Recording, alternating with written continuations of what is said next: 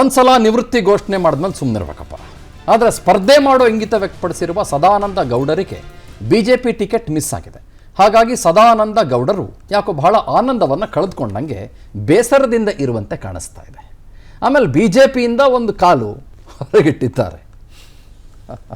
Interesting ಏನು ಅಂತಂದರೆ ಅವ್ರ ಕಾಲು ಹೊರಗಿಟ್ಟಿರೋದಲ್ಲ, BJPನೇ ಹೊರಗಿಡಿಸ್ಬಿಟ್ಟಿದೆ ಎರಡು ಕಾಲುಗಳನ್ನು.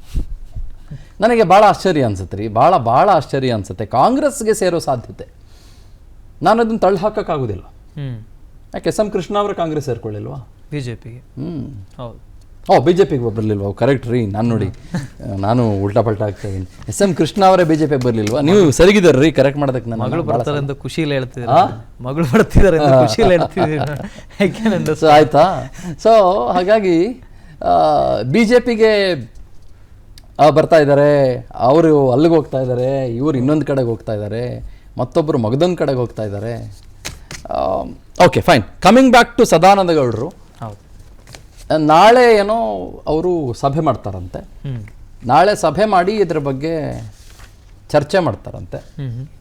ಬಟ್ ಸರ್, ಅವರು ಸ್ಪರ್ಧೆ ಮಾಡಬಹುದು ಅಂತ ಇದ್ದಂಥ 3 ಕ್ಷೇತ್ರಗಳಲ್ಲೂ ಈಗಾಗಲೇ ಕಾಂಗ್ರೆಸ್ಸು ಸ್ಪರ್ಧೆಗಳನ್ನು ಹಾಕಾಯಿತು ಅಂತ ಫೈನಲ್ ಆಗಿದೆ ಅಂತ. ರಾಜೀವ್ ಗೌಡರು ಉತ್ತರದಿಂದ ಇದ್ದಾರೆ, ಕೊಡಗಿಗೆ M ಲಕ್ಷ್ಮಣ್ ಇದ್ದಾರೆ. ಇನ್ನು ಉಡುಪಿ ದಕ್ಷಿಣ ಉಡುಪಿ ಚಿಕ್ಕಮಗಳೂರು ಕೊಡೋಣ ಅಂತ ಹೇಳಿದ್ರೆ ಅಲ್ಲಿ ಹೆಗಡೆ ಅವ್ರಿಗಿದೆ ಅಂತ ಹೇಳ್ತಾ ಇದ್ದಾರೆ. ಇನ್ನೆಲ್ಲಿ ಅನ್ನೋದು ಆಮೇಲಿನ ಮಾತು. ಬಟ್ ಅವ್ರು ಈ ಕ್ಷಣಕ್ಕೇನಾದರೂ ಕಾಂಗ್ರೆಸ್ಗೆ ಹೋಗ್ತಾರೆ ಅಂತಂದರೆ there is nothing more dramatic than that. Yes, ಆಯಿತಾ? ಓಕೆ, ಅವ್ರು ಮಾತಾಡಿದ್ದಾರೆ, ಅದ್ರ ಬಗ್ಗೆ ಅಂದ್ಕೊಳ್ತೀನಿ. ಇದೆಯಲ್ಲ ಅವ್ರು ಮಾತಾಡಿರೋದು, ಲೆಟ್ಸ್ ಗೋ ಫಾರ್ ಇಟ್.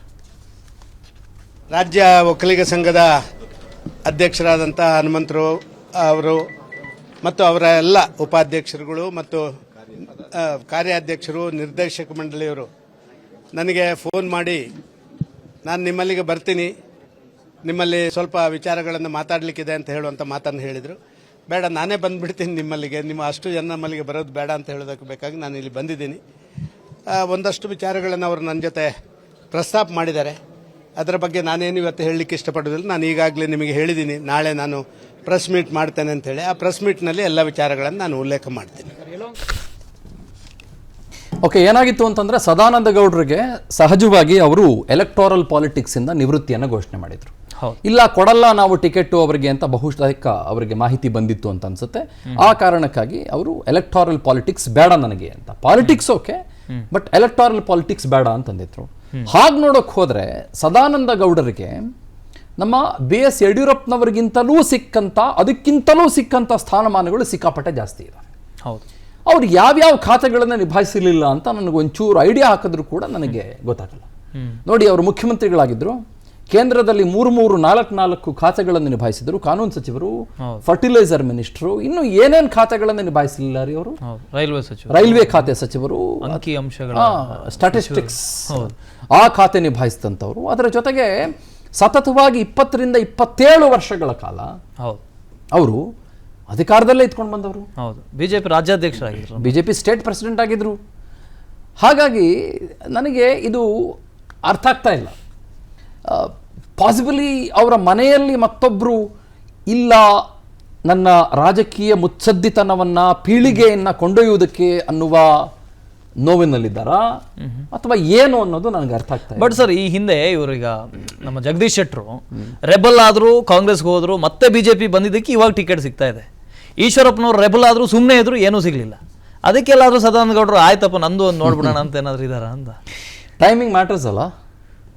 ಈಗ ಇವರು ಎಲೆಕ್ಟೋರಲ್ ಪಾಲಿಟಿಕ್ಸಿಂದ ನಾನೇ ದೂರ ಇರ್ತೀನಿ ಅಂತ ಹೇಳಿ, ಅದಕ್ಕಿಂತ ಒಂದು 4 ತಿಂಗಳ ಮುಂಚೆ ಯಾರ್ರೀ ನನಗೆ ದೂರ ಕೇಳಿದ್ದು ಅಂತ ಹೇಳಿ, ಇಲ್ಲ ನಾನು ದೂರ ಇರ್ತೀನಿ ಅಂತ ಹೇಳಿ, ಯುವಕರಿಗೆ ಸ್ಥಾನಮಾನ ಕೊಡೋಣ, ಮಣೆ ಹಾಕೋಣ ಅಂತ ಹೇಳಿ, ಈಗಿಲ್ಲ ಒಂದು 4 ಜನ ಬಂದ್ಬಿಟ್ರು ನಮ್ಮ ಮನೆಗೆ, ಅದಕ್ಕೋಸ್ಕರ ನಾನು ನಿಂತ್ಕೊಂಬಿಟ್ಟೆ ಅಂತ ಹೇಳಿಬಿಟ್ಟು ಅವ್ರಿಗೊಂದು ಐಡಿಯಾಲಜಿ ಬೇಕಲ್ಲ ಸರ್, ಅವ್ರಿಗೆ ಬೇಕಲ್ಲ ಸರ್ ಐಡಿಯಾಲಜಿ. ಆದರೆ ಜಗದೀಶ್ ಶೆಟ್ಟರ್ ಆ ಥರದ್ದೆಲ್ಲ ಏನು ಮಾಡಿರಲಿಲ್ವಲ್ಲ. ಇಲ್ಲ ನಾನು ನಿಂತ್ಕೊಳ್ಳೋದಿಲ್ಲ ಅಂತ ಹೇಳಿರಲಿಲ್ಲ, ನಾನು ಚುನಾವಣಾ ನಿವೃತ್ತಿಯನ್ನು ಘೋಷಣೆ ಮಾಡ್ತೀನಿ ಅಂತ ಹೇಳಿರಲಿಲ್ಲ, ಎಲೆಕ್ಟೋರಲ್ ಪಾಲಿಟಿಕ್ಸಿಂದ ದೂರ ಹೋಗ್ತೀನಿ ಅಂತ ಹೇಳಿರಲಿಲ್ಲ. ಅವರು ಲಾಸ್ಟ್ ಮಿನಿಟ್ವರೆಗೂ ಕೂಡ ನನಗೆ ಯಾಕೆ ಟಿಕೆಟ್ ಸಿಗಲಿಲ್ಲ ಅನ್ನುವ ರೊಚ್ಚಿನಲ್ಲೇ ನೋವಿನಲ್ಲೇ ಸಹಜವಾಗಿ ಇದ್ದವರು. ಆ ಕಾರಣಕ್ಕಾಗಿ ಅವರು ಏನೋ ಹೋದ್ರಪ್ಪ ಓಕೆ, ಒಂದು 10% ಆದರೂ ಕೂಡ ಅವ್ರ ಪರವಾದಂಥ ಒಂದು ಒಲವು ನಿಲುವು ಗೆಲುವು ಎಲ್ಲವೂ ಕೂಡ ಜನಕ್ಕಿತ್ತು. ಹೌದಾ, ಒಂದು 10% ಇತ್ತಪ್ಪ, ಒಂದು 10% ಇತ್ತು, ತುಂಬಾ ಇರಲಿಲ್ಲ ಅವರೋದಾಗ್ಲೂ ಕೂಡ ಕಾಂಗ್ರೆಸ್ಗೆ. ಹೌದು. ಆದರೆ ಇವರು ನಾನು ನಿಂತ್ಕೊಳ್ಳೋದಿಲ್ಲ ಅಂತ 2 ಸಲ 3 ಸಲ ಘಂಟಾಘೋಷವಾಗಿ ಹೇಳ್ಬಿಟ್ಟು ಇಂಟರ್ವ್ಯೂನಲ್ಲಿ ಹೇಳ್ಬಿಟ್ಟು ನನಗೆ ಕೊಡಲಿಲ್ಲ ಅಂದರೆ ಬೇಸರವಾಗ್ತದೆ, ನಂಗೆ 4 ಜನ ಬಂದು ಕೇಳ್ಕೊಂಬಿಟ್ರು ಅಂತಂದರೆ ನನಗಿದು ಅರ್ಥ ಆಗಲ್ವಲ್ಲ.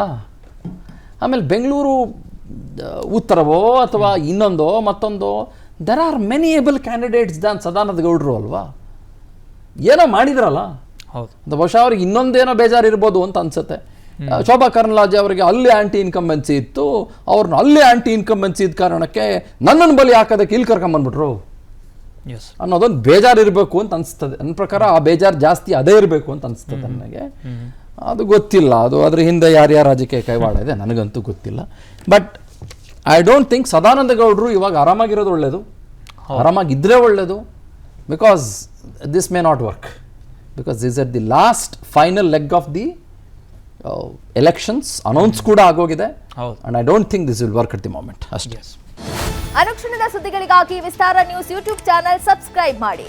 ಹೊಸ ಸುದ್ದಿಗಳ ನೋಟಿಫಿಕೇಶನ್ಗಾಗಿ ಬೆಲ್ ಐಕಾನ್ ಕ್ಲಿಕ್ ಮಾಡಿ.